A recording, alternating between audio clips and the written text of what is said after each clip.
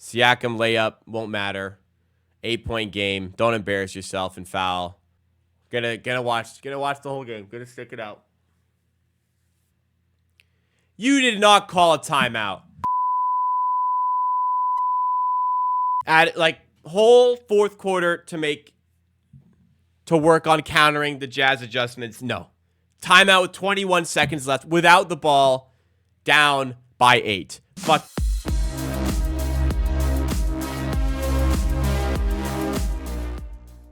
So done with the coaching here.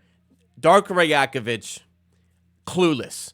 No idea how to coach be a head coach. Has no idea how to win basketball games.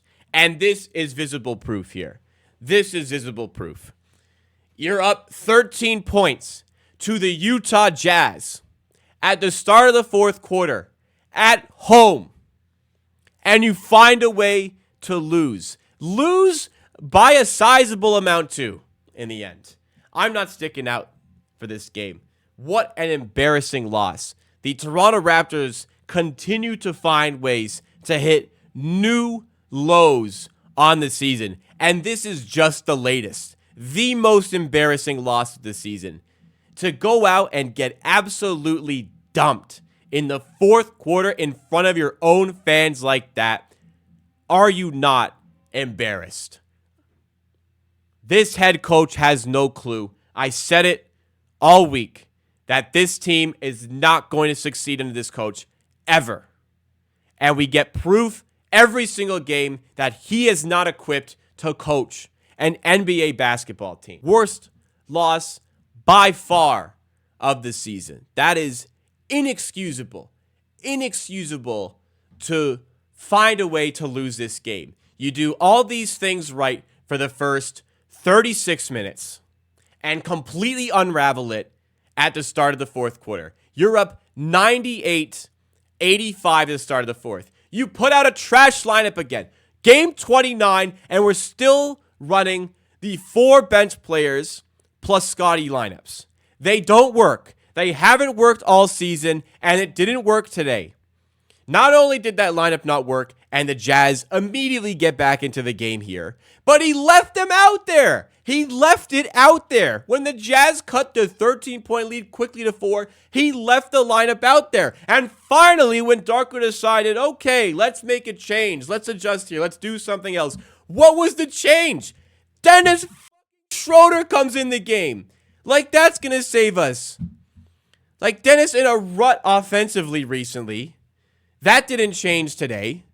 Impact-wise, why is that the first switch you make there? Oh my God. Like, Walker Kessler entering the game should not completely shut down your offense for the next 12 minutes.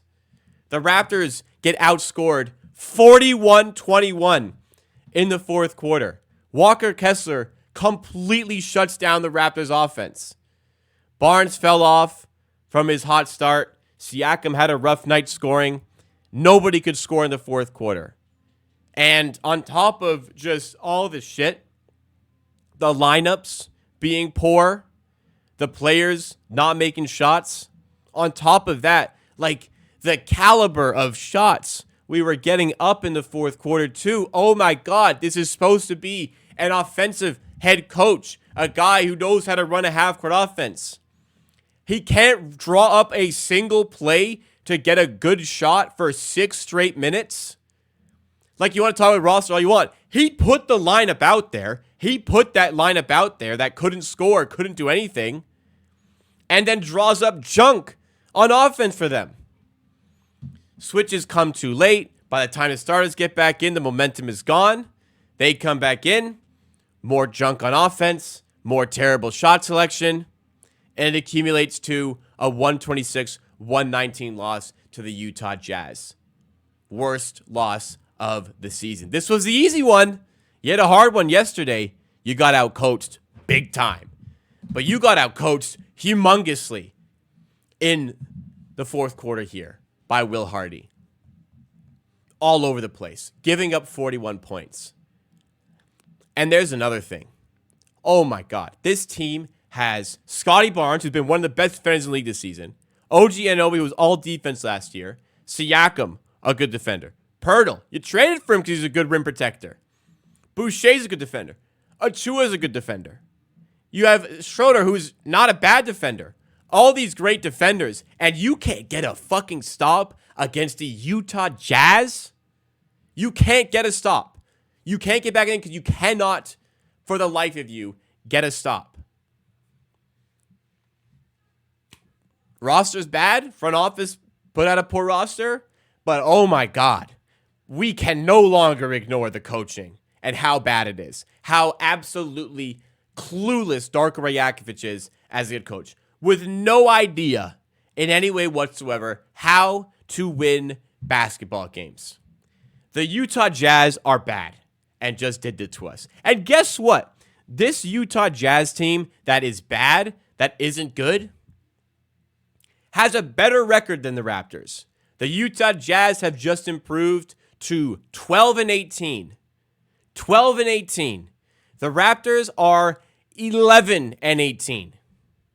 So this team that we knew would suck, the Utah Jazz, are doing better on the season than the Raptors. You cannot tell me, as bad as the roster construction is, you cannot tell me this Jazz team is better than the Raptors.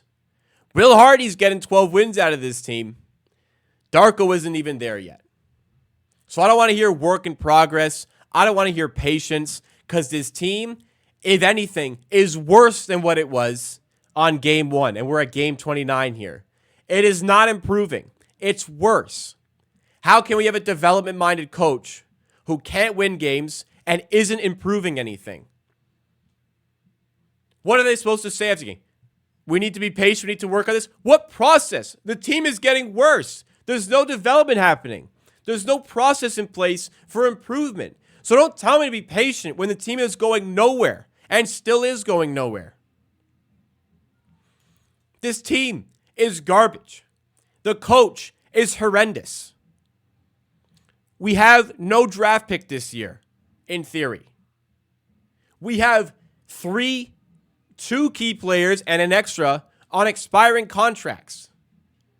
There is no plan for the future. There is nothing. The team is bad now.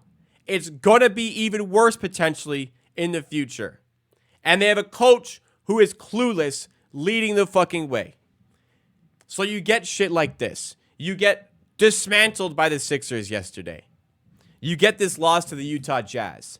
And you have the Detroit Pistons next week, who've lost 25 games in a row. That could be game 29. And we're terrified that's going to be the one they win. We can't even beat this Jazz team at home.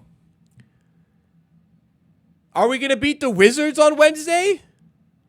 They have 5 wins in the season. Can we beat them? I'm not confident. The Boston Celtics,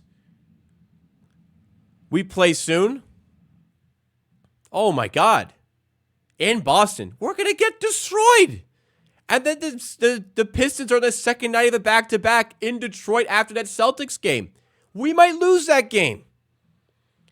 It's a joke. This team is a joke. And what I'm thankful for this Christmas is that I have 3 whole days where I'm not subjected to this garbage product and garbage basketball team. And seriously, guys, I've talked about it on post-game shows, on videos, how Darko is clueless and is a bad coach. Oh my God. Like, try to refute it now. I dare you to try and refute it now. The front office got the head coaching wrong. And you talk about the roster all as much as you want, but if they somehow get a core in place for development for the future somehow in the next year or two, holy shit, I don't want to waste it on this coach. I don't want to see what he looks like with a better core, because I don't want to waste that core on him, because he has no idea what he's doing. And the front office won't address the team and won't address the coaching.